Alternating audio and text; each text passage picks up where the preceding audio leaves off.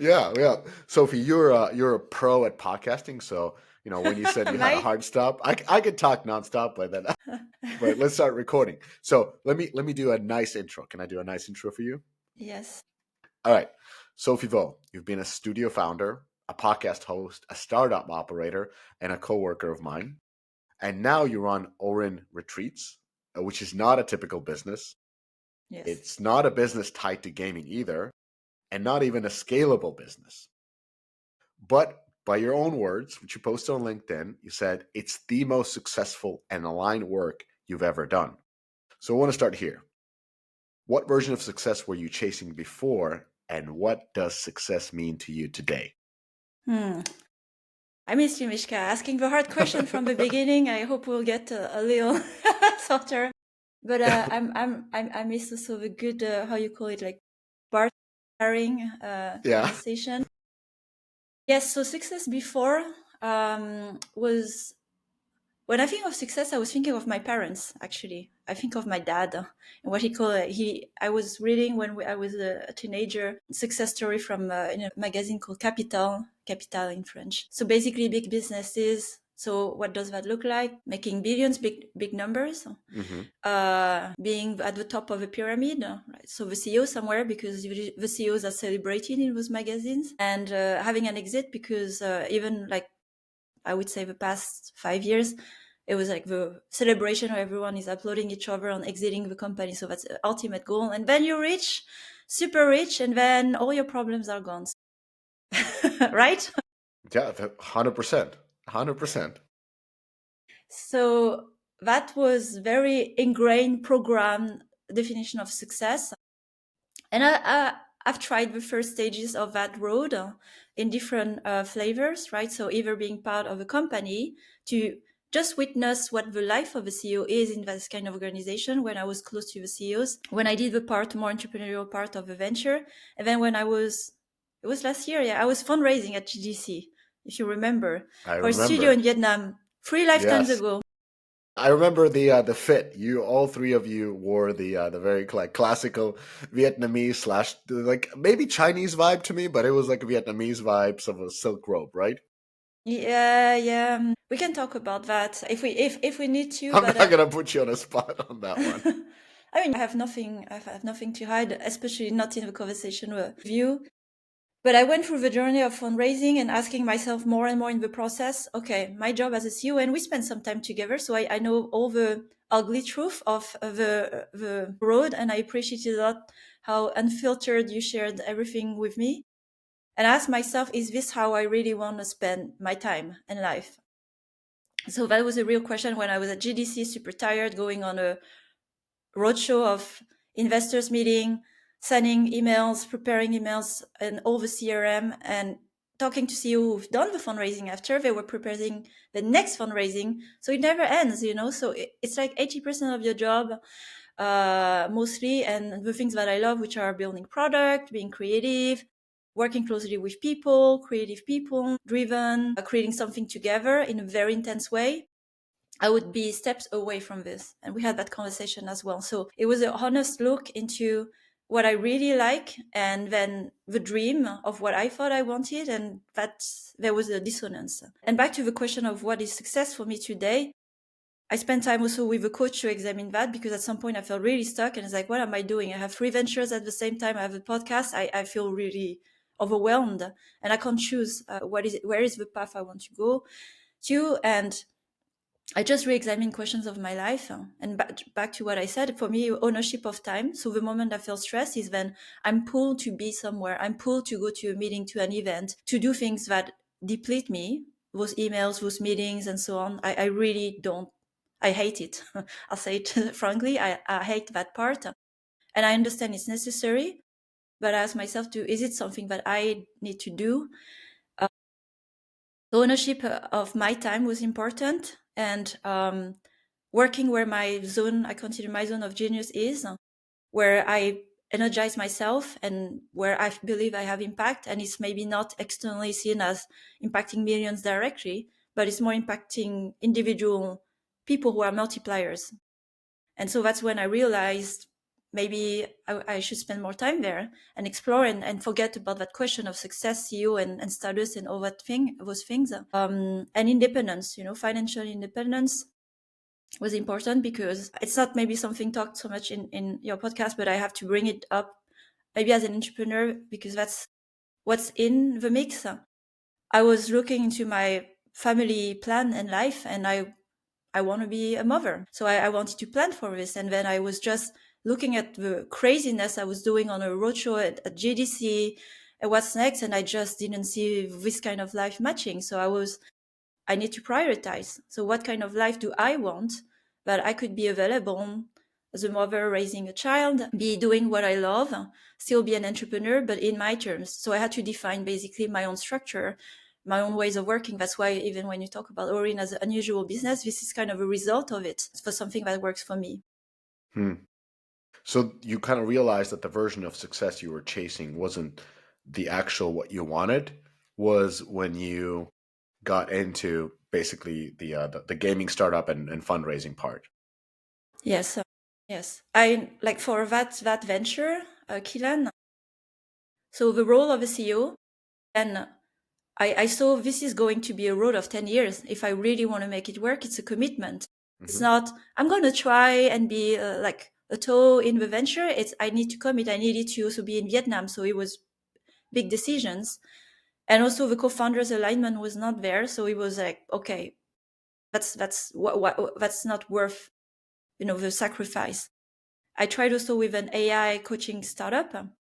Right after, which I built Olivia, which was more aligned with what I wanted to explore out of gaming with someone I knew. I worked with Marco, my former colleague, when I was building the studio at Voodoo, and it was going really well. We had interest of investors because we were in a bootstrap road, AI. The fear I had at that moment is I'm scared to get an investment because then I need to commit. And so when I realized I had that moment, I was, something is off. Why am I afraid to receive investment? So that was an interesting thing. So do you think like venture backed model is fundamentally broken for most founders, or like what's the impetus there? Like why are you afraid of an investment?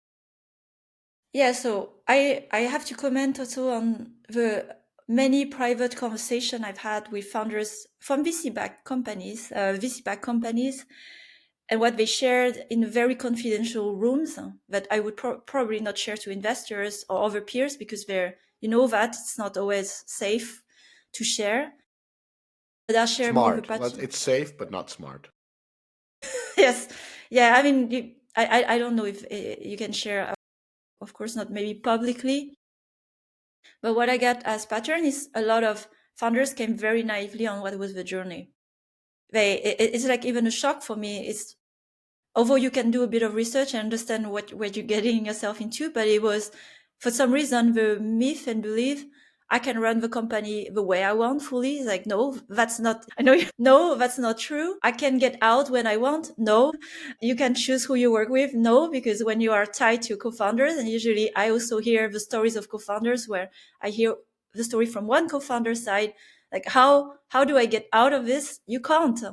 So there's a mismatch in the expectation of founders who maybe there was less due diligence. I don't know, in the wave of 2021, capital was there, and it's like a career ladder. I think what I see is like people who are employees doing well in some places, and then my next career ladder stage is to build a company, but they are not necessarily entrepreneurial. And we talked about that a bit offline before the recording. So they didn't really internalize what it means to really build a business, and especially in a VC route where the ultimate goal is to multiply the return in a very, big way. It's not like 2, 3x. It's like 10x minimum and even beyond. So you are going on that route. And the question is, on which part of the journey will you be? And on which part of the journey will you not be? Then don't think about that. How do you feel about scaling your company to 1,000 people if you need to, suddenly, all those questions. And so when they start to go there, they hate their job. So that's where I see the mismatch is. It's like a bad dating, a bad dating that happened. Web stores. You've seen what good looks like, but have you seen great? AppCharge is the direct-to-consumer platform backed by the likes of Supercell and built by monetization pros from Moon Active, Playtika, Huge Games, and others. People who know the difference. AppCharge powers over $500 million in transaction a year for top studios, optimizing every detail. Deeply personalized web store offers custom-made design, industry-leading monetization features, in-game payments, SDK, and more. 70% of top grossing games already have a web store, but the ones scaling fastest, they're doing it with AppCharge. Learn more at appcharge.com.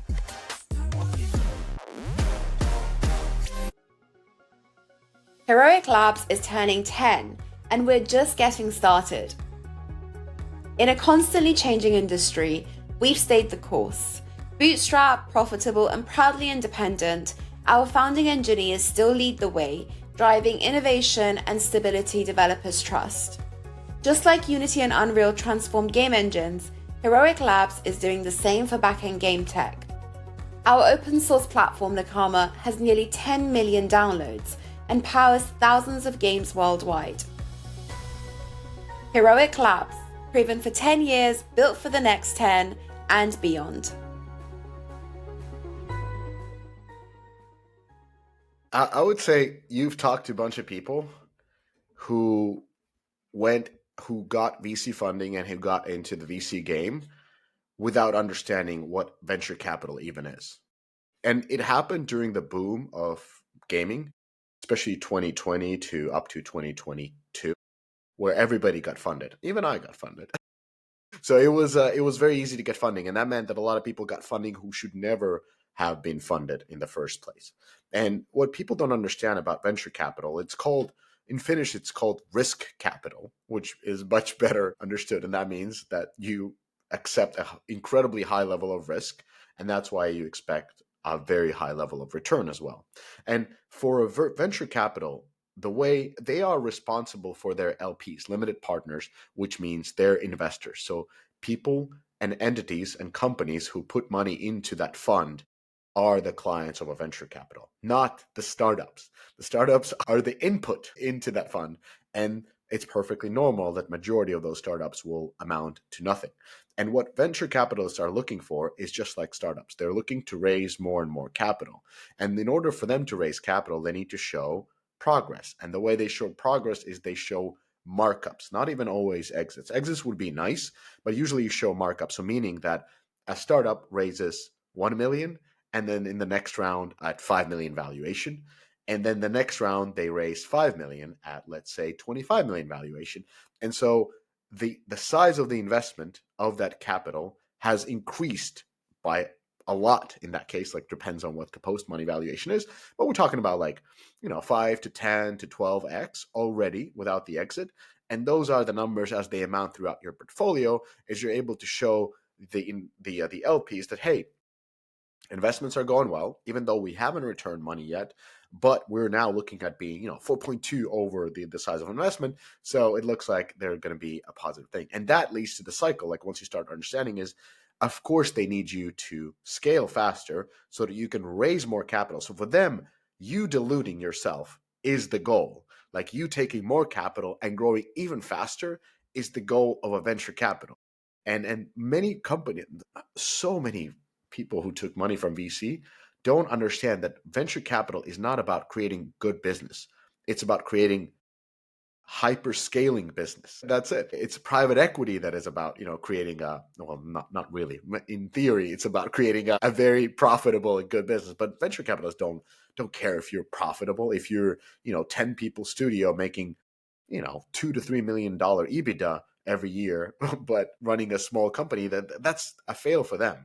So that's an important part. And then the second one you mentioned about the co-founder misalignment. This is the number one reason why startups fail. Like, I've been open about our journey as well. Like, we lost 2 co-founders from initial, we were like between 4 to 5 all the time, just due to that misalignment. And I think it's based on oftentimes when people get together and they have a startup idea and it's so energizing, it's so exciting, you're dreaming together and you're starting it for the loot. Like, imagine we were going to exit we're going to build this awesome thing, then we're going to sell it, we're going to be rich, we're going to be happy, we're going to be independent, all these things.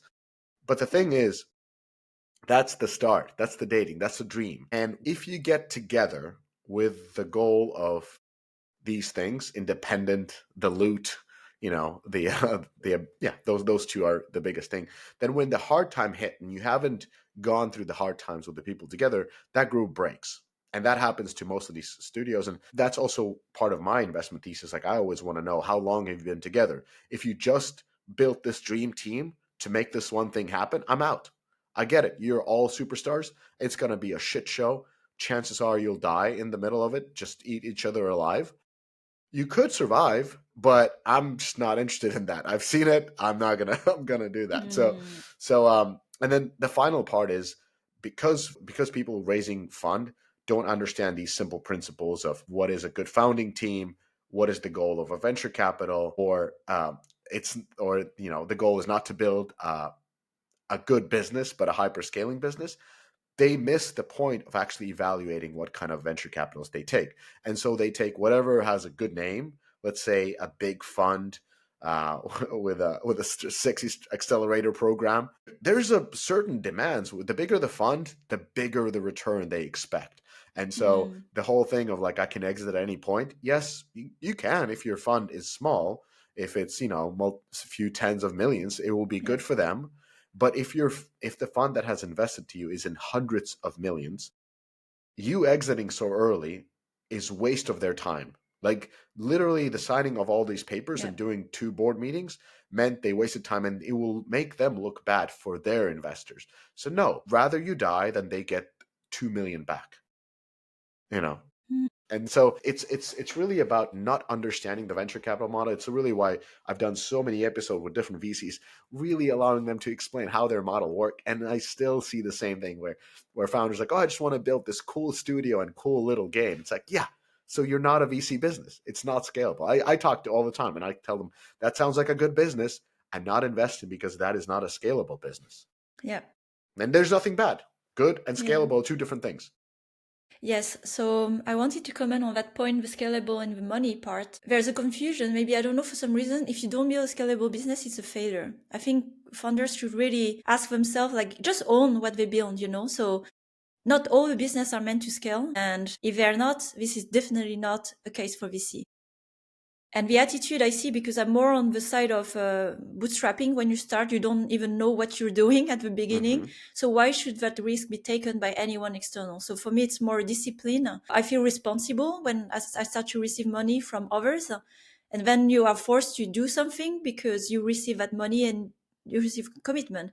But when it's your own mess, then you can close it, do it again, and change. That's why I think in the mentality of that's why founders who are employees turning to founders and haven't embraced yet the entrepreneurial mindset, that's the transition I see sometimes missing, because it's like, well, I had a salary and I want to continue to have a salary, so I'm going to build a company with some money coming in, and instead of me as a founder holding the risk of what I'm building, so I believe in it, I put myself first in the line, and until I really believe and I can stand by it, and then I will raise money, I'll do it. But what I see, the attitude, so I'm happy we have this conversation to more create awareness. It's the automatic thinking, I'm starting a company, I'm going to raise money. And it's like, why? Who, why did you put your own money?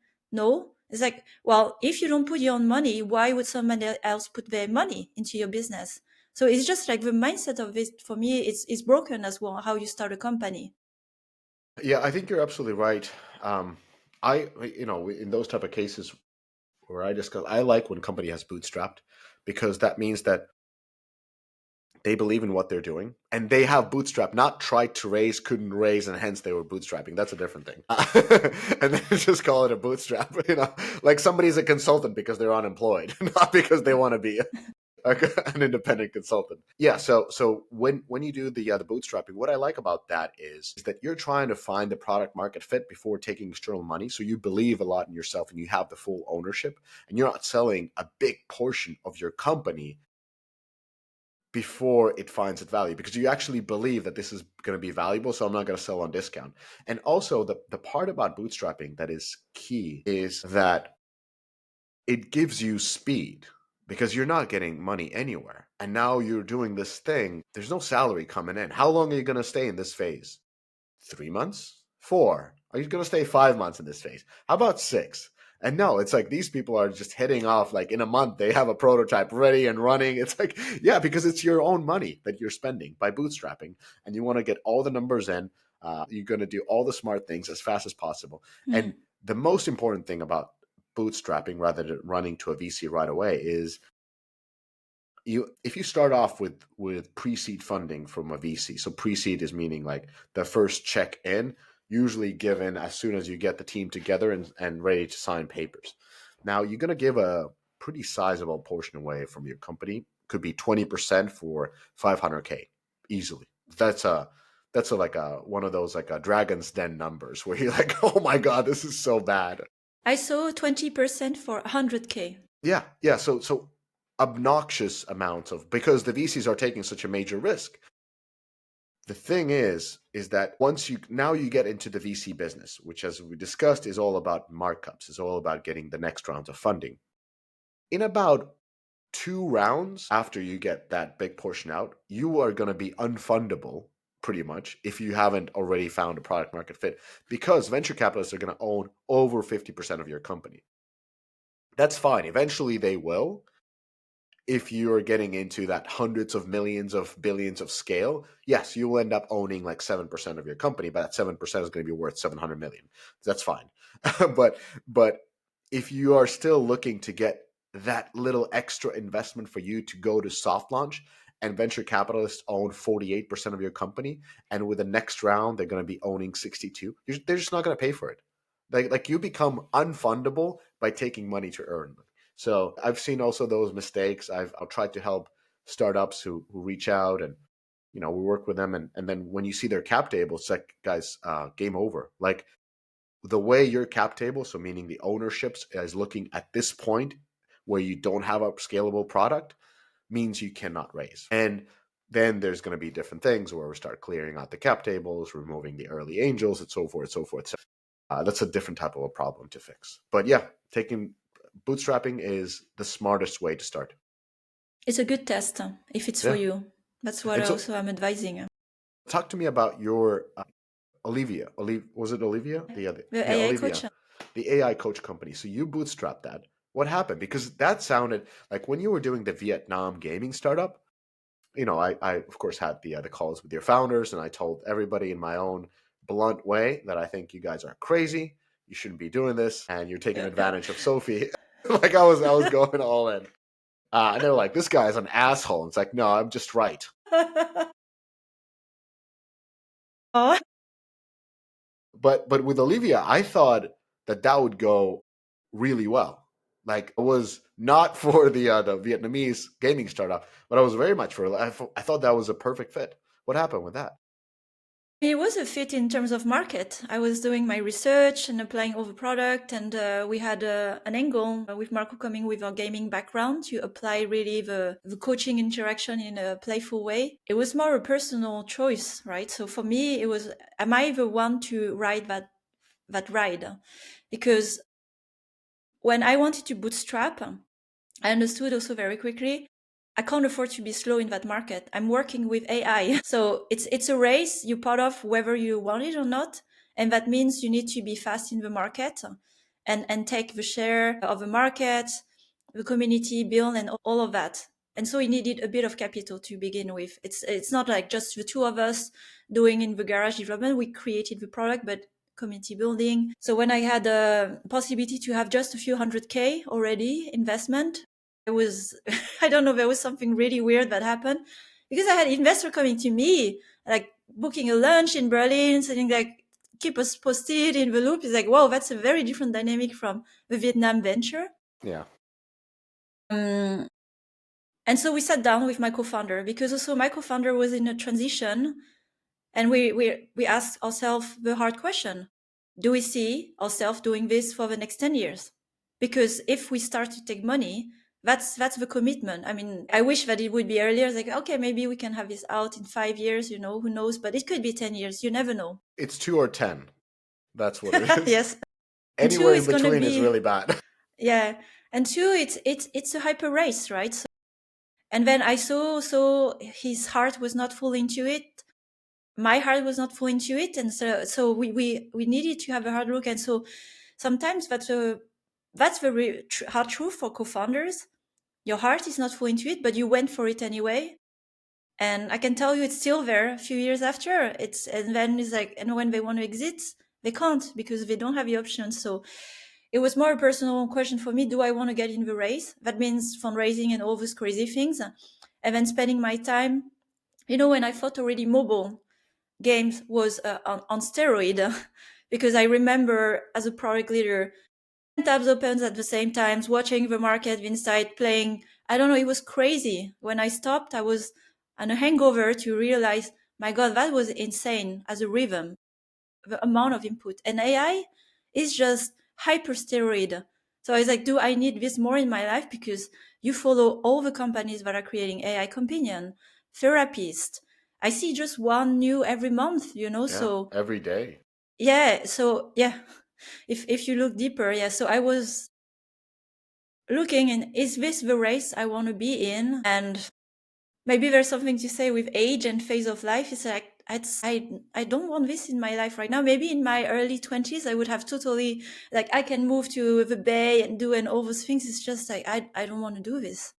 I really don't want to do this. You would have been good in the Bay Area, and you'd be walking around and on the stage doing keynotes. We want to power. Yeah, it's kind of like doing all those. I did it in Berlin, and it had a good research. So yes, I was on that path, but it's a very personal dialogue in the end. Although we want to, there are many business you can create today in this world, and they are not all the business have to be created by you. You just need to find the one that you're meant to create or you want to create. Yeah. It's interesting because, like, with an age of AI, I feel like distribution is much more important than even before, because building is easier. So it's Yes. all about distribution. And yeah, it's So and I you wanted kind of to had share. it. So that's why I was like, dude, this is you, because you have the distribution. So just do it. I wanted to share my insights for everyone who think of doing games to app, because it's not like a golden road and then it's easy. So distribution remains still a challenge, and I was going deeper into the B2C route or the B2B. So B2B, when you go B2B, it's a sales game. So then I knew, okay, that means I need to build a sales team and have people just bashing, creating relationship with whoever is the company client, finding your ICP, which is not my expertise. So I knew, okay, I would need to develop the network there. And B2C is what I know from gaming. And then B2C, you have the same challenges with the CPI, the cost, the marketing. And in that case, for whoever is thinking going that way, I found a route that is a workaround to paid marketing, which is SEO, building a community engagement, and where people can find you through the movement you create. And again, that was also another question for me. Do I want to go in that race of content marketing? Because that's what it is about, where you create that platform, that blog, and all those channels, and Instagram and LinkedIn, and I don't to just start to create the mass. So it's not a shortcut. It's not an easy road, like you said. Execution is, I think, pretty straightforward. But maybe this is a VC case, right, where you deploy quickly to just create a lot of attention. And something at last, why I chose not to go. It's an interesting one, because it was not like, oh, I don't want to run that business, but it was more, I get a lot of insights through the private conversation with Olivia. So I had 100 beta testers who were starting to use the product, engage on a regular basis. And what they were sharing there was really interesting. So it was not so much about help me fix that problem, but it was a feeling of loneliness, needing connection. What they wanted behind a coach, it was more to be seen, to have self-esteem, self-worth again. And I asked myself, do I believe AI should do that, can do that? And where is my, personal thesis? And that's what led to create Orin, actually, when I knew I don't want to actually contribute more to the AI to replace human connection. And I ask myself, from a business point of view, what is it that I could create that actually bridge the gap of the lack of human connection? So I did an experiment, and I say, what does that look like for me to run a non-digital business? Like go completely the opposite way, just for fun, non-digital, non-scalable, to go really in the depth instead of the volume, because AI, this is what is going to provide. You have your 1 minute quick fix conversation, anywhere, anytime, everything you can fix within a minute.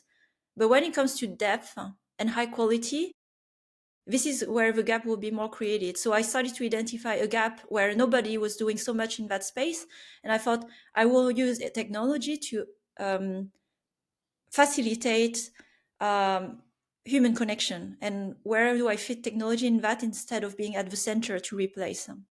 And so this part of being not scalable by design, that was important for you because of your learnings from Olivia, just seeing how lonely people are, how much they value that human connection. And instead of kind of following the truth, which is everything has to be hyperscale, which is the truth of a VC, you start following the truth of what would make a good business. And good business even means like it's a valuable business, but it's also a business that you find longevity into, the type of business that you can be working with for decades from now on. And that was where you began, the idea for Orin came, right? Yes. So I looked at it really from a business point of view. There's a gap in the market for what people need, because right now you can get quantity, but when you get quality, how do I make friends? A simple, dumb question. You can't go out there and I don't know, get a technology app to make a friend.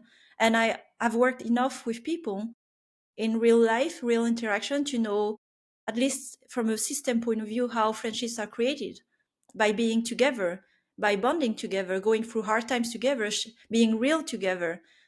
And it's human to human, So a question, for example, you can talk to an AI and solve your problems, but it's not the same value.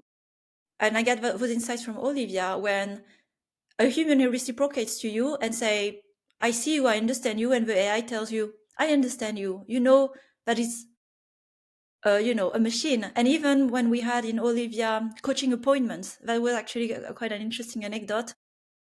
People were not showing up to the coaching appointment set by Olivia in the calendar because they know it's an AI. Exactly. Yeah, it's like, and they were shared. But if it was a human coach, I would show up because I feel bad, I feel guilty. I let somebody stand there, and I realized it's very powerful, the human to human motivation, because we know it's real. Did I give you this feedback? Because I remember giving this feedback to somebody who was in a, like, I think it was in a training space, like fitness space, and people were talking about these fitness AIs. I'm like, I have, like, me, you, nobody has any respect for an AI fitness trainer. Like, anybody can do a program. It could be better a program that your, regular juice head or juice head DDS. I don't know what's the female version of a yoga head or whatever. But the thing is, like, I have a respect towards that trainer. I follow their social media. I know them as a person or know their personality. And through that, I respect them and I follow what they've done. And they ask me to send, progress through numbers, through photos, and so forth. So there's that that accountability that is not with AI. And that's why I don't believe in any of these AI tools having longevity, because, again, no accountability to a computer. You could just, as you said, just not come to a meeting, not do those things, versus it's Sophie, and Sophie has set up a call at 10 a.m. this morning. You set that call up, and what, you gonna just bail, not do it? Like, you better have a good reason. Yeah. And there will be human consequences, right? So you have to deal with that. So I think that was a moment of insights that I was like exactly asking myself that question. If that's really the mission I'm onto, is that through AI? And I use AI to amplify my work, but not this way. So I believe there's a gap still in human, and there's some interesting physics in the space of AI, and where is the work value going. I believe there will be more creation around communities network, because that's the gap that people will feel like they can answer all the problems with a computer and software. Most of them these days. If you have internet, not even money, because it's if you have internet and a mobile phone, but then making friends, this is going to be a tough one. This podcast is brought to you by AppsFlyer. In today's digital world, understanding your app's journey from discovery to download is more than just insightful, it's essential. Enter AppsFlyer, the leader in mobile attribution and marketing analytics that allows you to measure the full potential of your marketing efforts, making every ad dollar work smarter. With AppsFlyer, that's your new reality. Dive deep into data-driven insights that reveal exactly where your users come from and how they'll interact with your app. AppsFlyer, where your app's potential meets performance.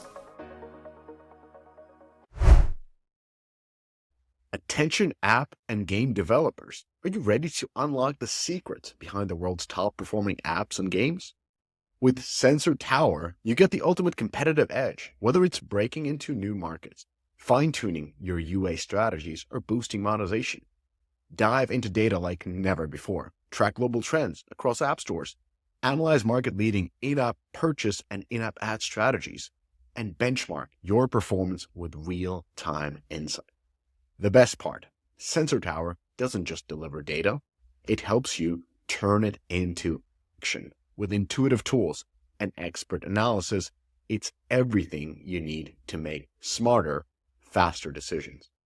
Thousands of app and game studios, from indie creators to global giants, trust Sensor Tower to help them win. So why not you? Start your free trial today at sensortower.com. That is sensortower.com.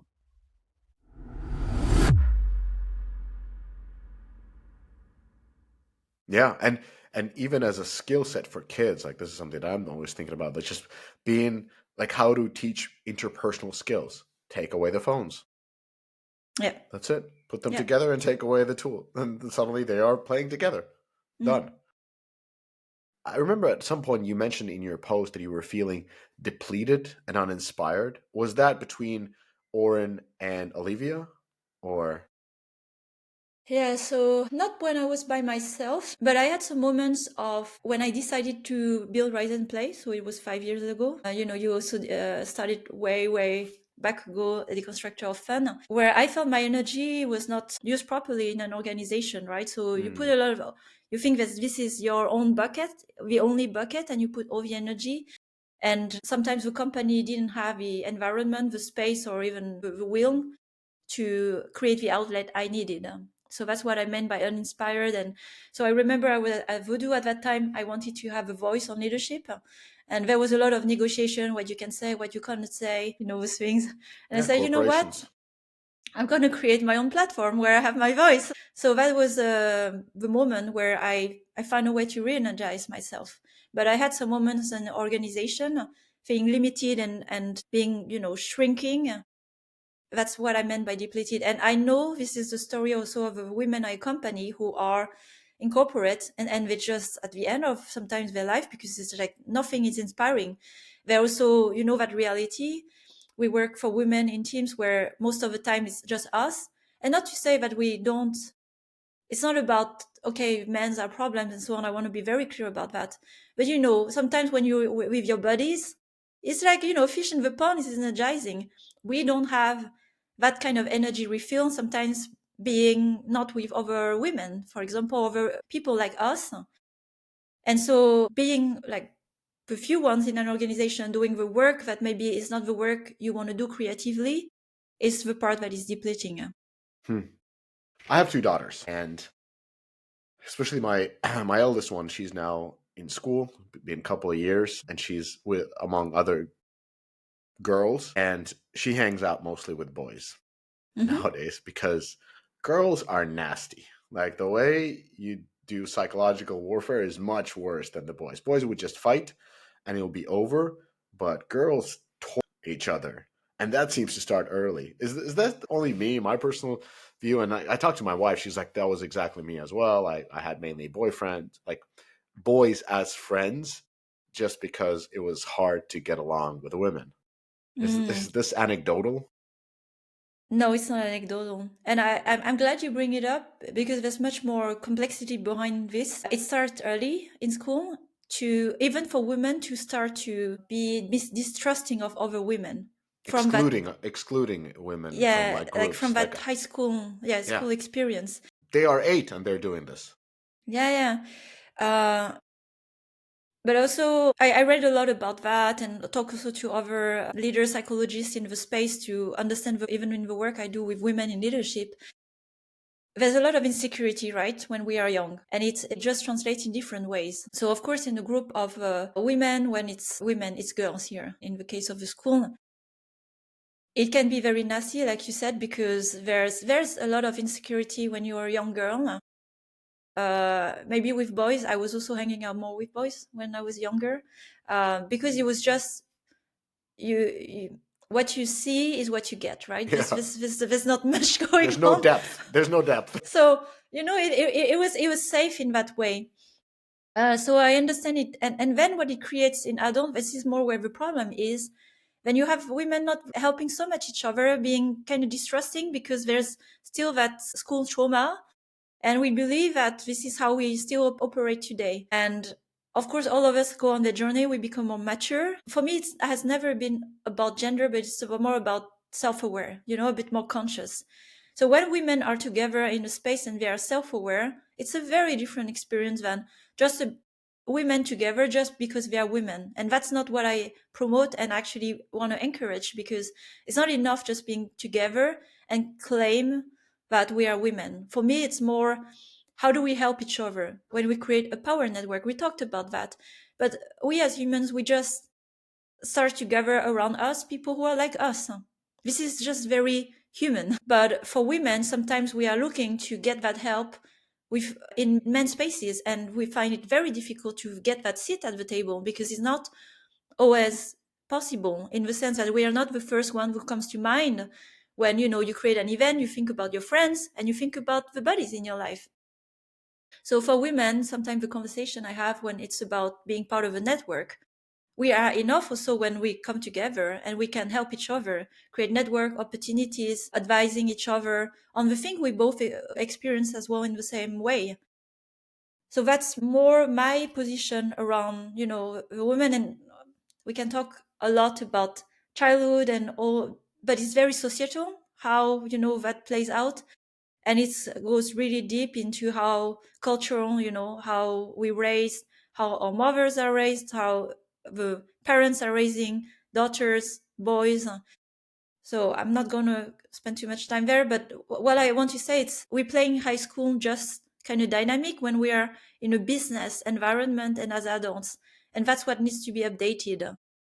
Just looking at my daughter, and I've been like, it's gone to a point where I had to go to school and talk to like the adults and like dealing. It's pretty bad. Like, and already at that level, like, yeah, I'm not saying that there's not like boys are somehow better. No, boys fight, and that's physical violence. But now I've seen what this sort of psychological violence is equally bad. It's like a long torment that they can outlast for like years, that they can just do this. It's rather than punch you once in the face. So it's like, what do you want to take? None of them are good. But yeah, so it's good to hear, because you're clearly trying to avoid that sort of a female clique. But it's totally understandable that you're bringing women together, because like you are a woman, so it makes sense.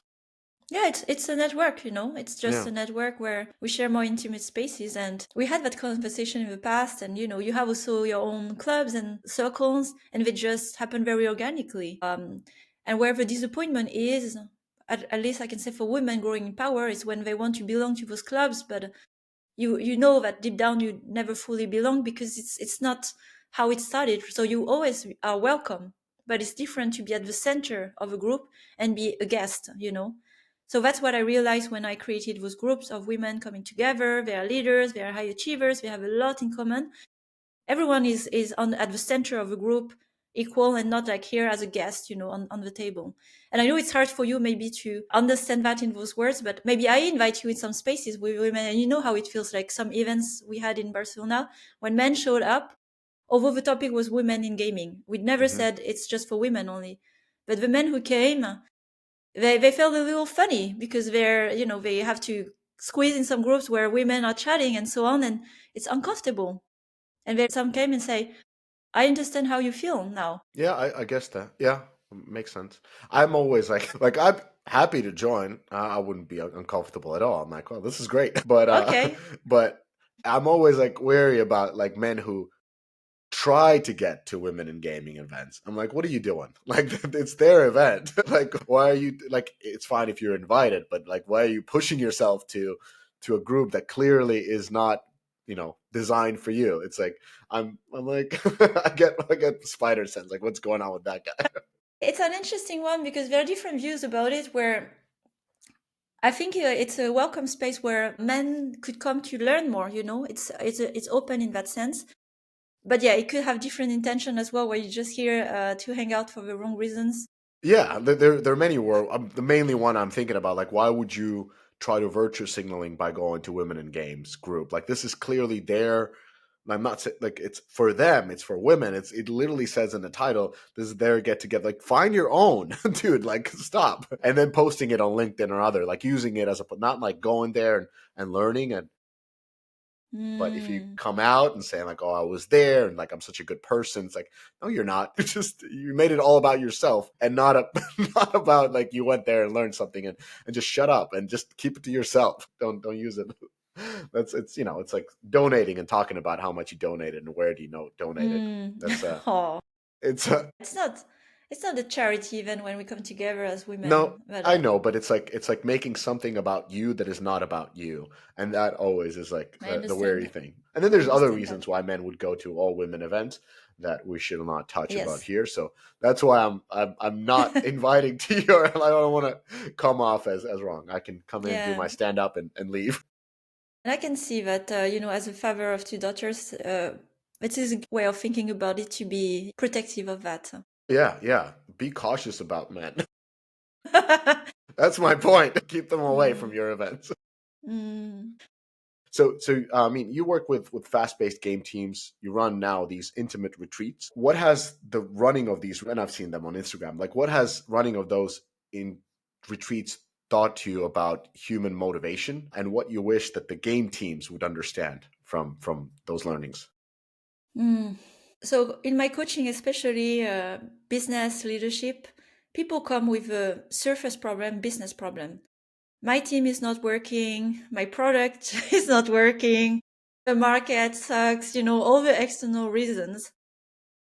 At the very root, always is you. And nobody likes to hear that, but it's you. You hired that team. You chose that market direction. You chose to get that money, so that's what we work on at retreat, is just go get to the bottom of it straight, because the retreat for me and Orin came together more as I get deeper in the work, because I was repeating myself. It's like, oh, okay, here we are. We go to maybe a question of self-love, confidence, self-knowledge. And so the retreats, and it's not just the retreats that I organize, it's what I call the mastermind. So it's a power group that comes together for 6 months, and they talk to each other almost every week. We have a WhatsApp, and I can tell you there's a lot going on many things, business, life, money, whatever is helping each other. This morning, Trump and Musk kind of a drama. Love it. I love it. It's like a ongoing show. Sometimes it feels like it's not real. Yeah.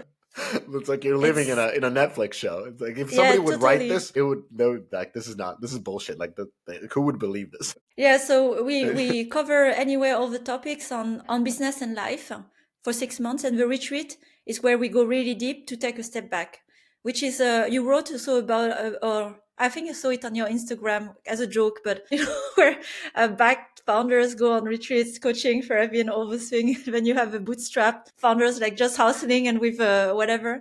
But especially when you have a bigger business, you always the heads down in the trenches, and sometimes you completely miss the point of what's happening about you, about your leadership team, and where the market. So that allows to take a step back, and that's what we also cover together. But usually it's not the tactical thing. It's more, how am I these days? And some people are burnt out, and they don't even realize they are, and completely sucked by the company, and they're more like a ghost running or being in the company than leading.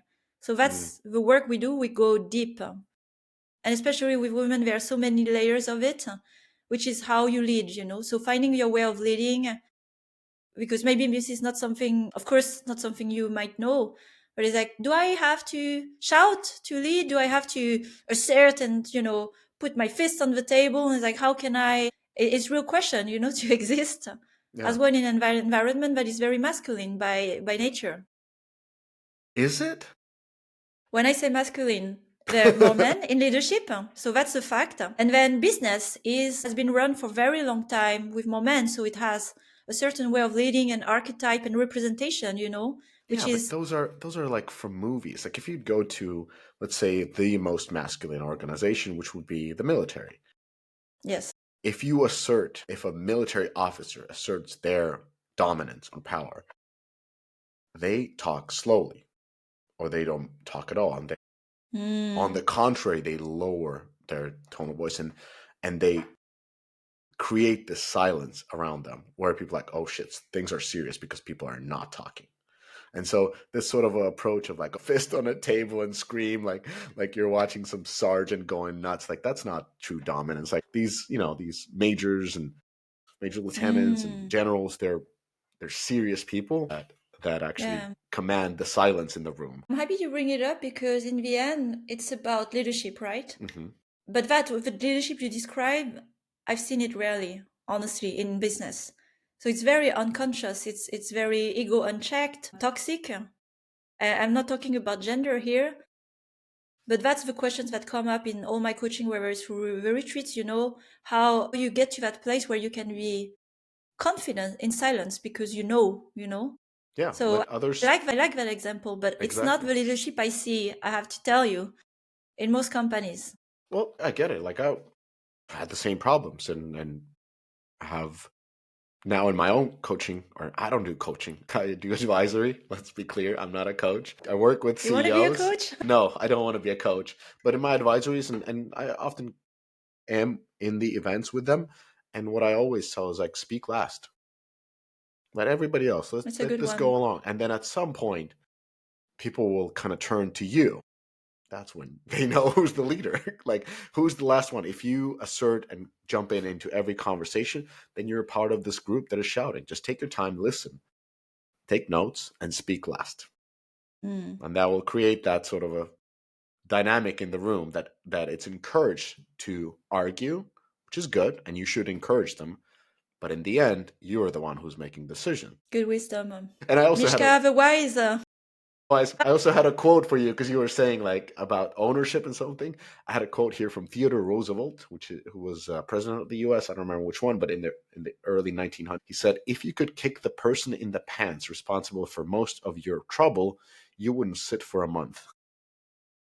So that's that's part of the ownership stuff that you mentioned. I got a couple of questions. I know we're running out of time. I have so many that I wrote for you. This is what you mentioned in your LinkedIn post. So how did investing in coaching help you shift your mindset? Because you mentioned that you were stuck before in something, and then that working with a coach unlocked. Can you talk more about that? Yeah, it's a funny one because as I was coaching, so I know very well also how people receiving. I thought, coaching is for the weak ones, until now. But I mean, but we all have, that somewhere like, I don't need help, I'm okay. So I was in that space where I'm doing coaching and I like, what is my support network right now? I don't have any. So I need to invest. It's like, so it was a very humble moment where, what am I doing? I need help. So that was first the point. I want to really set my life in the next 10 years in the right way, and instead of like spanning a company every 6 months. And when I found a coach in Berlin, it's funny, I hired him, this is actually quite funny, to craft my marketing message for Olivia. Okay. That's how I started. Like, help me with my marketing. And as a good coach, he started to ask me the hard question. And it's like, why do you want to do this? What is Olivia? Okay, let's take a step back. What is it really that you want to do? So I started to share, I don't know if I want to do this company. I'm afraid to get investment. Okay, that's interesting. Let's examine that. And yes, asked me a very powerful question. We went for a walk. So that's also inspired a lot my coaching, not like being on a call and very brainy, but being a bit more free, do the walking talk in nature. And he said, okay, you're trying to raise. I wanted to build Olivia to exit the company so I would have millions, so I could build the business I wanted. Loot. And he was looking at me, he's like, okay, interesting. And when I was talking about that, I was like, this is absurd. So the odds of it happening are very low. I'm making my life very hard. And he's like, what is that business that you want to create once you exit? What do you see? Like, I imagine doing retreats. I think I like to work very much with women in leadership. On the podcast, Rise and Play, this is already where I've spent time. This is where I'm energized. And I started to tell me more. I describe the whole business plan, basically. And it's like, okay. And what stopped you from starting now with this? And I did not have any answer, except the fact that I think I'm just scared to do what I really want to do. So it was so weird to put yourself over blockers to not do the thing you actually want to do, making my life difficult. And I realized I'm just finding excuses to not do what I really want to do. Maybe a non-scalable business starting from this point. And I'll share at last. I think that can scale, actually, the business that I'm building. Doing something where I'm really with the people instead of going all digital. So it required a lot of deprogramming and reprogramming. But that was the powerful question on going deeper. Why do I want to exit a company? And I thought I was about to share something with you. Yeah. What did I say? Something about, so you mentioned that hiring the coach and he helped you to understand that what you want to do, you can do it right now. You don't have to go through the hell to get there, possibly, but you should start doing it from that point on. And yeah, I lost one anecdote that I wanted to share related to that. But yeah, that's when I started with smart. With the coaching. So basically, coach helped you see what's already in front of you, but it's normal. Just like a therapist helps you to understand what is already there, and it seems obvious just because it is obvious, but you're unable to see it, and then that's where you need external point of view. I wanted to ask you two other questions before I run out of time. One, they're essentially they're the same. What is the worst advice you've been given, and what's the best advice? Either or. Just start from either or. During this time, this time of searching, of searching what you want to do and what you need to be doing.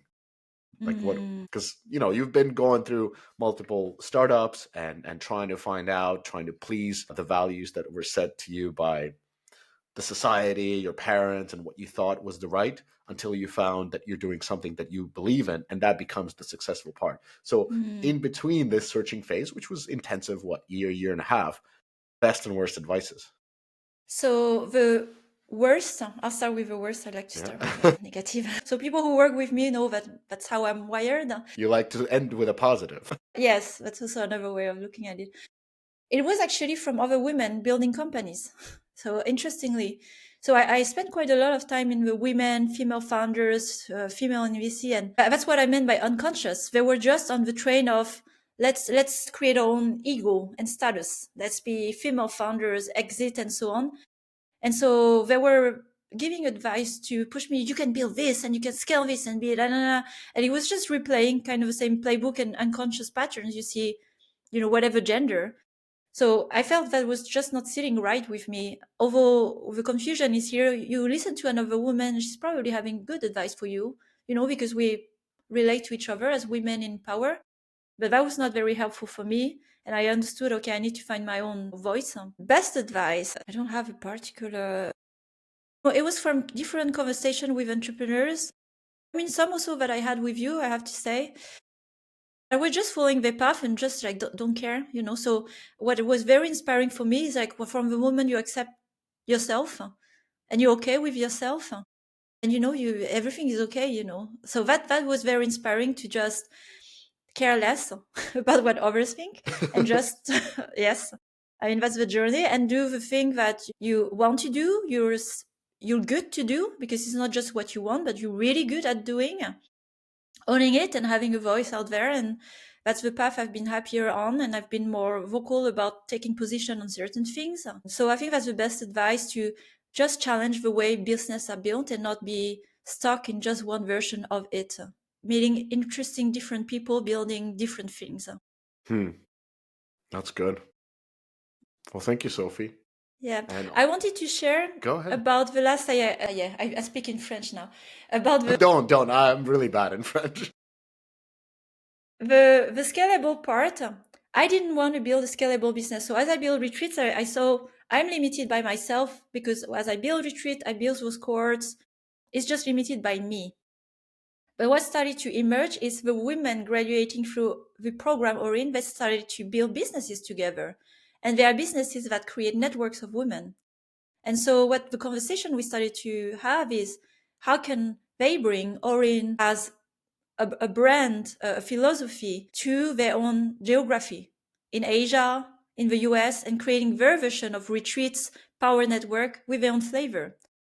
So I don't know if it's exactly the model of franchise and ambassador, but I'm creating a movement that is scaling through the graduates. That's awesome. And that happened earlier than I thought. So I see a path forward where I could scale this. But one step at a time, where right now I'm perfecting the core product. Sounds like you're building a religion. Those are, what do you call them? Apostles? Or like, what's the, you sit at a big dinner table with 12 pupils. Just be aware that nobody betrays you. A religion has one big, I call it guru. I'm here to decentralize. Maybe it's closer to Buddhism in that sense. It's more a philosophy. Jesus had also other people decentralize his words. Yeah. Well. Anyways, your retreats look fun. Definitely not my cup of tea. I like the ones with gyms and high intensity workouts.